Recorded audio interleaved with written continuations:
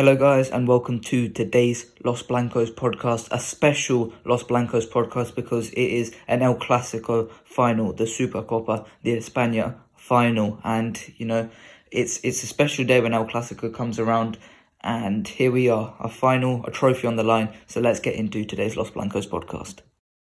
Okay, so today's SUPERCOPA match, and it's a big game, final of the SUPERCOPA de España, against Barcelona. And many Premier League fans may ask, what is the importance of this match? Because compared to England, it is basically the Community Shield in England. However, it holds a lot more importance in Spain, because you can look at it and you could say, well, look at the teams that Barcelona and Real Madrid fielded against Betis and Valencia. It was by no means a second strength team. They were full on strength teams, and both teams flew out all this way, to Saudi Arabia, and it's not just to you don't fly out to Saudi Arabia just to lose this match. So it's a big match, trophies on the line here, and both teams really want it.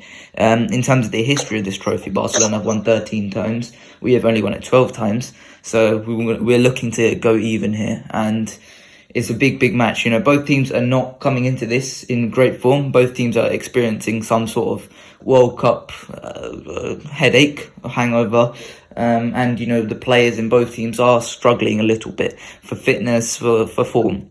You saw with Barcelona, we looked at Barcelona midweek. It wasn't a great performance by them against Betis. I watched the whole match.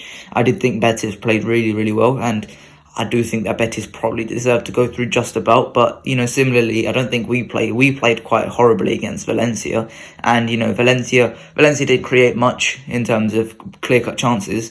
But I think the draw was fair enough, and the fact that we won on penalties was fair enough. I felt so.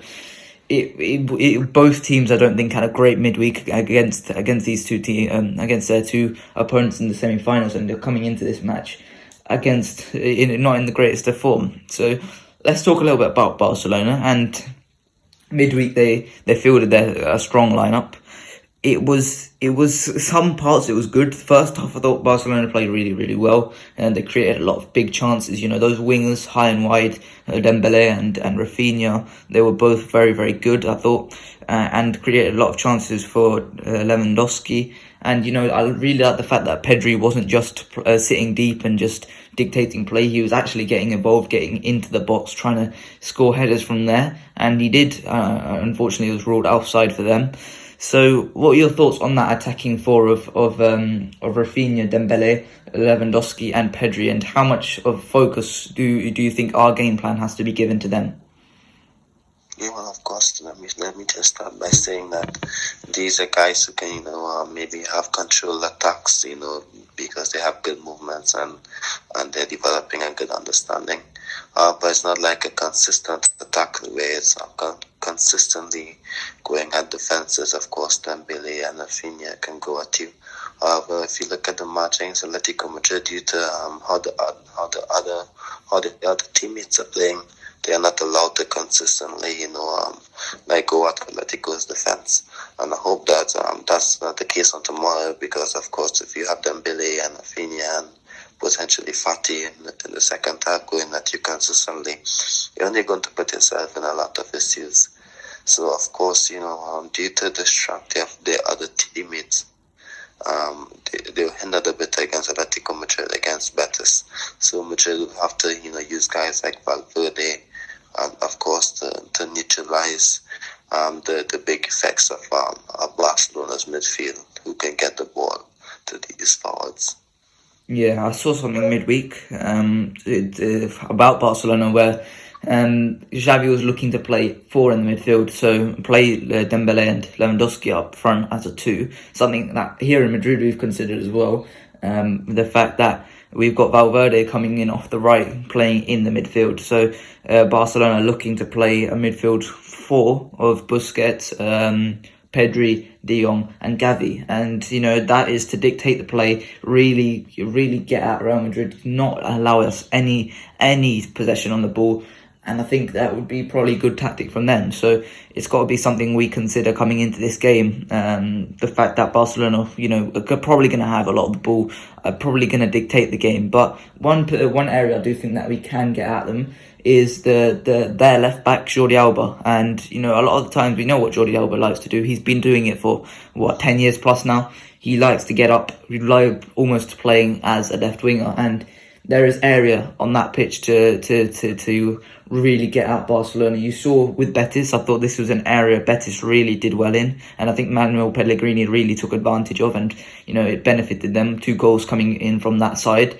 Their right winger Luis Enrique, which we have discussed on a more transfer section last year when he was at Fluminense. Right winger Luis Enrique, he just kept going at the left back and the left centre back, and it caused so many problems for Barcelona because there was often either no one on that side or Jordi Alba, who really couldn't deal with Enrique's pace and his directness. And you also saw Fekir coming in off the attacking midfield and going in on that right winger spot, playing there and getting into the half space, which was really awkward for them. So I think that's somewhere we have to really consider that, where we could get in and, cause problems for Barcelona. So what are your thoughts on that left back position, and, how do you think we could exploit that? Yeah, of course. I think, of course, similar to how he's planning for Vinicius on the other side, I think he's going to make accommodations for it. I think he knows that it's a position that's burned him in Clásicos and other matches. Similar to how he adjusted for Vinicius by playing Araujo and having another centre back cover him. I think he's going to make accommodations for that, and to beat that, I think he maybe need Valverde in midfield in the right centre midfield position, and Carvajal making overlaps with Asensio or Rodrigo on the wing. Preferably Rodrigo, because of course he's more like a touchline winger, and he can get behind in space. I'm not too sure if you remember the goals which was scored by Benzema, the back heel flick against Barcelona. Yeah. Yeah, I think that it's moments like that where Valverde drives through the midfield, like a dagger through the midfield and through Alba. And then if you look at it, it was Lucas Vázquez, the fullback, who made the overlapping runs, who sent it in for Benzema. There's another goal against Barcelona similar to that just recently. It's not in my head right now, but the goal that Benzema scored, where Vázquez overlapped. So of course, Xavi will be making accommodations, but to be that, you need you need the entire team, your full backs, your midfielders, and of course your winger. Yeah, so let me just quickly run you through the Barcelona predicted lineup. Goalkeeper, obviously, Marc-Andre ter Stegen, who's been fantastic so far this season, and once again saved Barcelona's bacon against Betis. Was really, really good. Right back is likely to be Ronaldo Araujo. Centre backs Jules Koundé and Eric Garcia. Left back Jordi Alba. Midfield 4 of Busquets, Pedri, De Jong, and Gavi, and then up front you've got a front 2 of Dembele and Lewandowski. So let's get into our lineups for this game, and we'll start in goal, and it's pretty obvious, Thibaut Courtois, and he saved us once again against Valencia with a huge save from Ferran Perez, who hit it, and Courtois just stuck a hand up and he saved it, and it was a huge save to keep us in that game. What impact do you think he's going to have in this game against Barcelona? Of course, if there was a post we made on yesterday stating that he made 19 saves in the last 4 finals, I think we need him again, to make more important saves. Barcelona will have chances, just like Valladolid, Villarreal, Valencia. They're going to have chances, and we need Courtois to make those saves. It's simple as that. He made a lot of good saves on last year. He's been one of our best players ever since halfway through the 1920 season. He's totally taken a step forward and become more important. So I'm looking forward to another final where Courtois delivers again. Yeah. And then let's move on to the right back now. Carvajal was not entirely fit for the midweek game. However, he had to come on because Lucas Vazquez got an injury and he's now out for 1.5 months. So that's a bit disappointing. So get well soon for Lucas Vazquez. But right back, it's going to have to be Dani Carvajal. We haven't got anyone else. We've got Alvaro Odriozola, but I don't trust Odriozola in this game. And he's going to be so important, Carvajal, in this game, because he's going to have to most likely play against Dembele, who's going to have to drift into those wide positions. He's going to be really annoying for us to play against. So Carvajal's going to have to be ready for Dembele sometimes coming on that side. He's also going to have to overlap. Like I said, that left-back position is where Barcelona, I think, are weakest. And I think that's where we're going to have to get at Barcelona. So I think that's where Dani Carvajal's going to have to come in. He's going to really have to be have a good performance in this game. So you agree, Dani Carvajal on that right-hand side? Yeah, Carvajal, of course, for the reasons you said, yes. Yeah, okay. And then let's talk a little about the centre-backs, because Alaba is obviously out and he's not going to be featuring in this match. So the other three options we have are Militao, Nacho, and Rudiger. Rudiger is, for me, is guaranteed to start this game. I think he's really good midweek. However, the other two options are a bit of hit and miss. Militao midweek was quite dodgy. I thought he was a bit chaotic, and this has been a theme of the season, where the centre backs just aren't gelling together as well as they did last season. You saw Militao and Alaba, they were really organised last season. The centre backs, I think, without the presence of Casemiro, they've suddenly gone into just chaos mode, and they've really started to just move into positions which they aren't really used to, they aren't really meant to be in. They've opened up a lot of spaces, and I think Valencia could have done better in a lot of the positions where they had an overload going against our defenders. I think Militao and Rudiger is going to be the partnership, but they're going to have to be a lot more organised than they have been in recent games, because it's been really chaotic, really calamitous in this defence for us. And I think a lot of that has to do with Militao. I think Militao's being a great player, but it's really... and you saw when Rudiger and Nacho came on, it was so much calmer, so much cooler, which is something you don't really associate with Rudiger, but I think it's going to have to be, we're going to have to make sure that it doesn't happen again, because you give Lewandowski a chance, he's going to finish it. You give Dembele a chance, he's probably going to finish it. So it's something we're going to have to be wary of. So what are your thoughts on the centre-backs and, the chaos that they ensued and so have ensued this season so far? Yeah, completely correct. And your analysis there is not the same as last season. I think the best centre-back pairing, in my opinion, this season has been Nacho and Rudiger, in my opinion. If you look at the games where they have played, of course, it's not the big matches, but when they have played, they've done well. And I think they complement each other. I think Ancelotti tested that out, at the start of the season when he didn't want to stray away from his Alaba and Militao duo. But I think Militao is going to start over Nacho. Of course, it's a final, and of course Militao is a starting centre back. Actually, there was a report 2 weeks ago, or maybe last week, that Militao starting is non-negotiable. He is a starter for Madrid and centre back. So of course he's going to start. And I'm not happy that Alaba is injured, but I would like to see Tony starting as centre back. Of course, not Tony Kroos, of course, but Tony Rudiger starting as centre back. Because of course he's done well whenever he's played. I don't think he's had a poor game since he came in. So I think I would love to see him play, because of course he is our best centre back.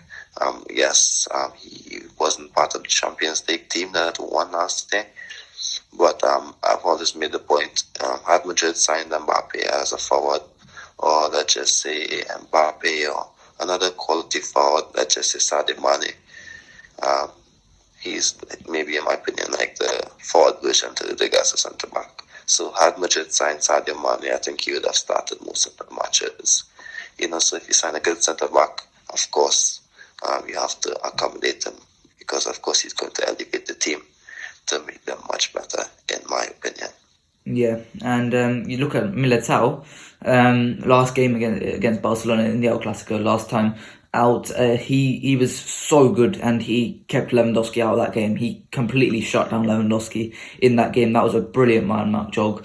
But you look at, I'm going to talk with Rudiger and the left back Ferland Mendy, because if we're being completely truthful, there is no other option. We cannot play anyone else apart from Ferland Mendy at that left back position, because you saw in the 4-0 defeat.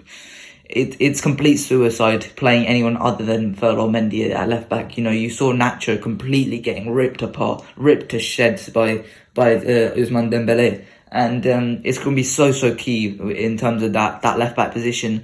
Ferland Mendy and Antonio Rudiger are going to have to deal with the pace, with the trickery, with the two-footedness of Ousmane Dembélé. And in my opinion, Dembélé is their most dangerous player. Is the most unpredictable player, and yeah, sure, he is inconsistent at times. You saw in the World Cup final he had a bad performance in that first half, but when he's on it, he is almost unplayable. So those two left-sided players, Rudiger and Ferland Mendy, they are non-negotiable in this game, because the fact is no one else can match. No one can keep up with Dembélé. If he's on top speed, Dembélé is probably one of the quickest players in the world, alongside Adama Traore and Kylian Mbappe. But to do your best, you're going to have to play Mendy and Antonio Rudiger. So those two, I think, for me, are non-negotiable. So what are your thoughts on having to deal with Dembélé on that left back position? Yeah, I think you hit the nail on the head there. There's nothing much for me to add other than saying whenever Nacho has played at fullback against Barcelona, let's just say within the past 5 years, we have been teared apart, man. Like, we lost 5-1 in 2018. This the year after Cristiano, the season after Cristiano left, and we played Barcelona. We lost 5-1. Nacho played at right back, and then Billy teared through him on a lot of occasions. Then, of course, we lost one the last day with Nacho at left back. So yeah, I think you're absolutely correct with your analysis.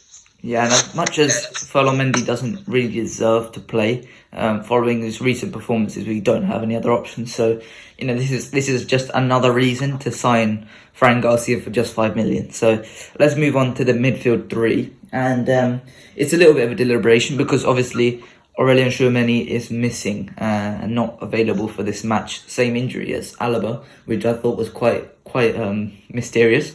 But the midfield three, I think it's a bit of a question mark here, because I don't really trust Camavinga in the first game, because you saw him come off, but he did play well. And for me, the midfield three I would go for is just to make sure we have a little bit of stability in this first half.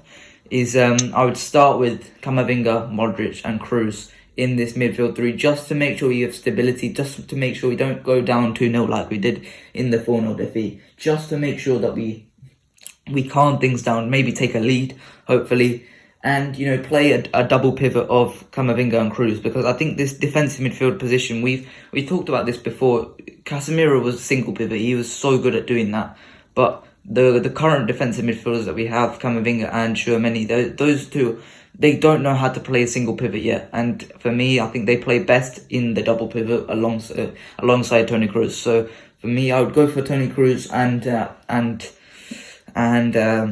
Camavinga in that double pivot role. And furthermore, I would think, you look at Luka Modric. In that Villarreal match, you saw him dropping into positions where you don't want him, into the fullback positions, and you saw Toni Kroos dropping into the left back position. You saw Modric dropping into the right back position. You saw Tchouameni dropping in between the centre backs. There was a huge gap in the midfield. Villarreal overran us, and that's where it went wrong. You want Luka Modric, in my opinion, sticking to that centre mid position, and you want him doing that well enough. You want Camavinga also sticking into that centre mid position, and you only want Toni Kroos dipping into the defence when to just pick up the ball and progress it. So that's, in my opinion, that's what I want from the centre midfielders. Just in the first half, second half, perhaps just to get a little bit more attacking output, you sub off Camavinga, or you put Valverde in the midfield. So for me, that's what I would do for the midfield three. So what have you gone for in the midfield three? Well, of course, it makes a lot of sense, and of course, it can help Madrid combat Barcelona's four-man midfield.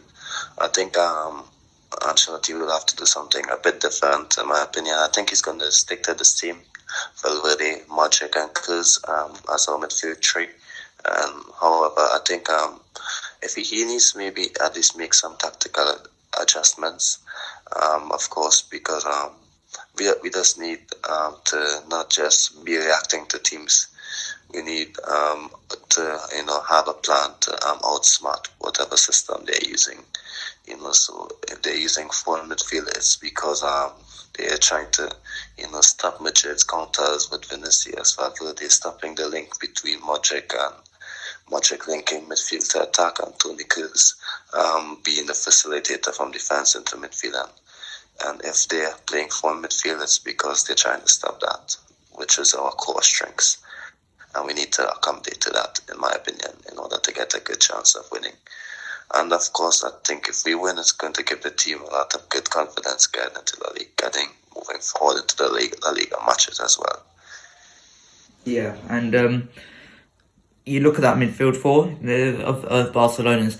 They're not exactly physical beasts, are they? You can't really say they're really, really quick. Apart from Gavi, maybe you can say Gavi's physically, he's really quick. He's a pressing beast. But apart from that, Busquets, you can run past him very, very quick, easily. De Jong, he's not slow. De Jong's not slow. Same with Pedri. They're both not slow.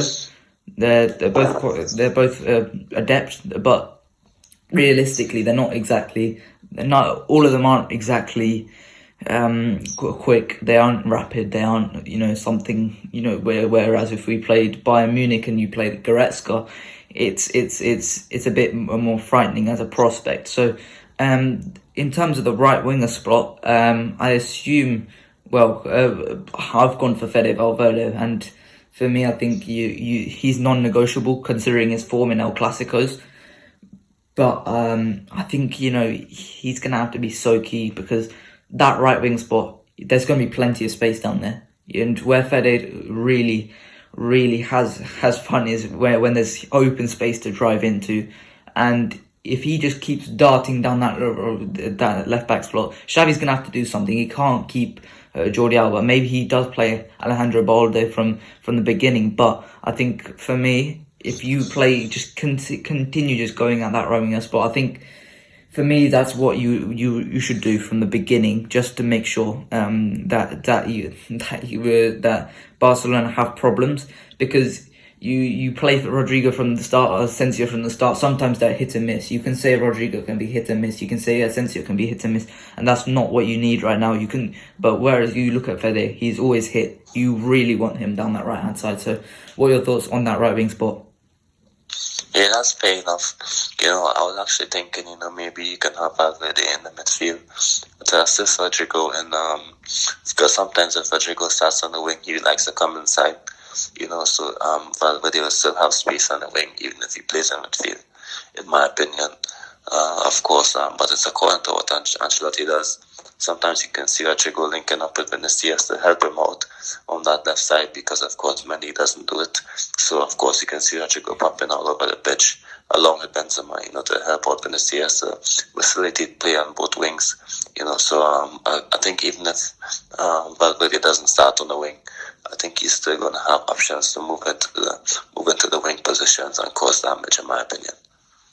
Yeah. And of course, we have seen it in the past as well. Even when he plays in midfield, he has the opportunity to drive forward. Yeah, and previous El Clásicos he scored in. I believe he can add to his total once again and continue his hot streak against Barcelona.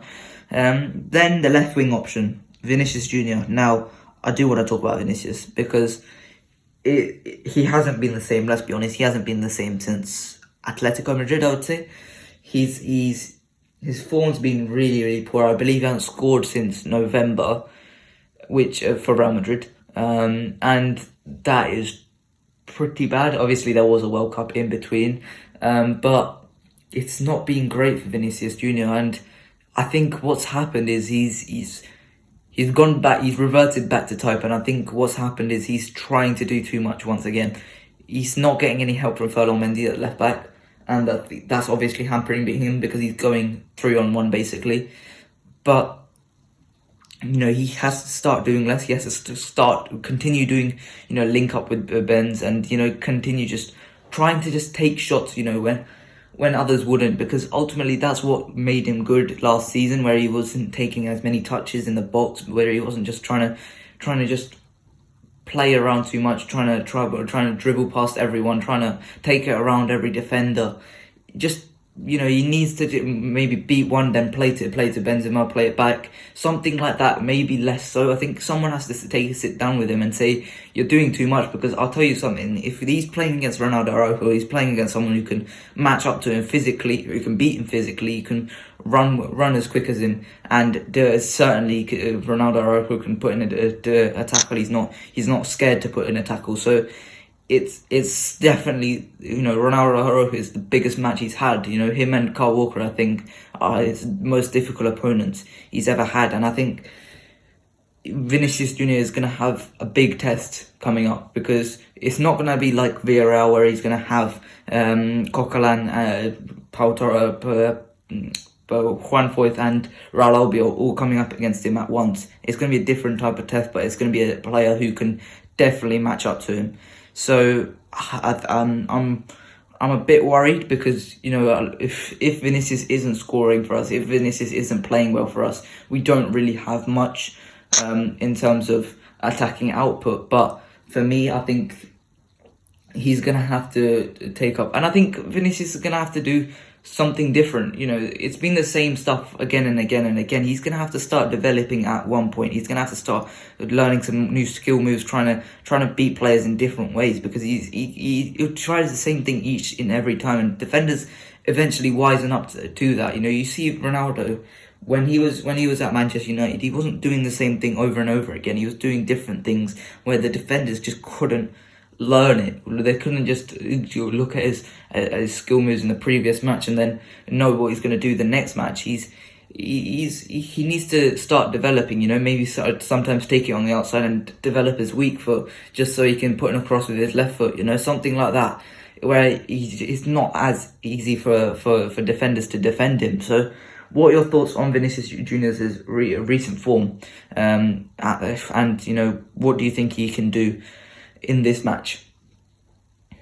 Yeah, I think you added a lot there, but I'm going to start by saying that's good criticism. Of course, as a young player, he's going to have to find new ways to have a cutting edge over his opponents and find any sort of advantages on the field. So I think that's important for him as he continues to develop. But I'm going to defend him a bit here in relation to how he's playing recently.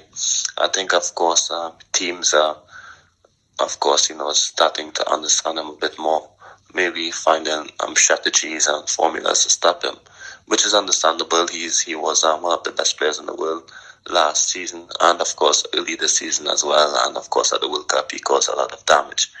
There are certain things he does that teams can't even prepare for, even when he is not at his best. So that's kudos to him on that. However, I think on a lot of occasions he has to try too much, because basically he has no choice. Sometimes he has no support. Sometimes, of course, sometimes he is the one who has to do something, to get Madrid forward by utilizing his speed, his tricks. And so, of course, when he tries something, he loses the ball. I'm not upset, because sometimes yes, he makes poor choices, but sometimes he's the one who has to do something for Madrid. And if it works out, then that's good for Madrid, because we'll have an opportunity to be in space to create a goal scoring opportunity. But of course, if it doesn't work out, you can see that sometimes he has no choice, but to attempt it, because of course he has no other attacking options when he is in those spaces, to help facilitate further attacking moves. And sometimes, if maybe you can catch an opponent by surprise by maybe doing a trick, or maybe just quickly pushing it forward. We have seen him do it so many times before, where he just catches these defenders off guard. when they least expect it, to move forward, to get those chances. So of course, I would say sometimes he has no choice, because we definitely need Mendy up there supporting him in attack, similar to what Marcelo would do back in the day. And of course, he is good defensively. Mendy, however, coming out at the end of matches, we maybe need maybe to make a few substitutions, maybe to have just some sort of element on that left-hand side, helping Vinicius. Of course, you can see it when Rodrigo comes on, playing on that left half space as well, assisting Vinicius. But when Rodrigo comes on, he has to score. And of course, if Rodrigo is focusing a lot this season on helping Vinicius on the left-hand side, when they both get an opportunity to play the ball into the box, it's just Benzema into the box, or maybe just Benzema and Valverde. But we know how dangerous Rodrigo is in the box, so it's kind of taken away from his goal scoring output. So that's why it's important to have a good fullback, because Rodrigo, yes, he was Sterling can play, but he doesn't have to continue helping Vinicius on that left-hand side, in my opinion. So I would say a lot of this is with Vinicius, of course, it's not totally his fault, because I would say he has no choice and sometimes no support. And yes, of course, as a young player, he would make mistakes. As a player who has to try to make things happen, he is going to lose the ball a lot. His game is high speed, high intensity. And when you play with high speed and high intensity, of course, any little simple mistake, you can lose the ball. For example, you can slip. For example, if you go in at a defender at high speed, of course, it's not always you're gonna of course have the upper hand and advantage, because any little deviation, any slight deviation of the ball can affect you. So of course I would have to defend him a bit with what he's going through now. But of course I do agree that he needs to just find something else, just to get the cutting edge upper hand. And of course Ancelotti should help him with that. Know that the team have a lot of faith in him, the club, coaches, also have a lot of faith in him, and I'm looking forward to seeing him playing on today as well. Yeah, because he did have a good World Cup. Let's be honest, he was one of the best left wingers in the World Cup, and if had Brazil beaten Croatia, I think he'd have moved forward and have. I think the storyline would have been completely different. Yeah, and just one last thing on Vinicius. He need a little bit of patience with Vinicius, because you saw the chance at the end of the match against Valencia, where he ultimately had basically just a one-on-one against the goalkeeper Mamardashvili, and he hit it straight into I don't want to keep saying his name, Mamardashvili, but he just smashed it straight into him. And you say that, and people started criticizing him for that, but it's a matter of confidence, because last season Vinicius doesn't take that extra touch and he just smashes it in, and it's our goal, and we win the match and we go to this advance to the final, no problems whatsoever. But just because he's been struggling a little bit, everyone's starting to criticize him once again, like it was the 2021 season. So just have a little bit of patience with Vinicius Junior, because I do believe he'll come back. He's a young player, and it's similar to what Darwin Núñez, and once one goal goes in, I believe the rest will start coming shortly after. So just have a little bit of patience, and it will come. Maybe, hopefully, it will come this game. But let's move on to the final pick, and that is Karim Benzema. And there's nothing to say about Karim Benzema. He's obviously going to start, and it looks like he's back to his best. He's brilliant against Valencia, and at points I thought his link up, he dropped so deep, he was fantastic with that. But at points, you could say he was trying things that I don't think Rodrigo and Vinicius were ready for. But I think his understanding with Valverde was absolutely brilliant in that game, where he was dropping deep and he was opening up the space for Valverde to come in. And sometimes Valverde was dropping deep and getting that space, and that's how we won the penalty. Valverde drew out the other one, Cenk. And Benzema had that space to run into, and obviously Choma made the stupid error of just taking him out. And I think that's something we could exploit once again, because it is Eric Garcia who's playing, and Eric Garcia certainly isn't how do I say it? One of the best defenders in the world, is he? So he could definitely take advantage of that. But one thing I would like to say, in the late games of that, in the late point of that game, I did really want to see just Benzema just park himself in the box, something similar to what Lewandowski would do, just to park himself into the box, just to have that option to cross, because no one else can get their head on it ultimately. I don't think Vinicius can head at the ball. I don't think Rodrigo or Valverde can head the ball particularly consistently. So I think, if it is late in a match and it's 1-0 to Barcelona, I do want to see Benzema just park himself into the box, into the 6-yard box, and just, head anything that comes his way. So that is something I would like to see Benzema do. So what is your final thoughts about Benzema? Yeah, of course he's getting much better. Of course, I think the World Cup did help him a lot. So of course, he's one of our best players ever since we came back from the World Cup. So, of course, I'm looking forward to seeing him play. Of course, I'm looking forward to seeing him link up with his teammates as well. I'm excited to see what he does. But I think Benzema's performance will depend on what Ancelotti does with the other 10 players. So, I think you basically analyze them. But, of course, if we don't have the other options doing what they're good at or what they are best doing, I don't think Benzema would be at his best as well, because we need Valverde, Vinicius, Rodrigo if he starts, or if he comes on. We need Modric to help link up with him. There's a lot of factors, especially in this game, when Barcelona are neutralizing and are going to look for any sort of way to neutralize Benzema, like they're doing with Vinicius.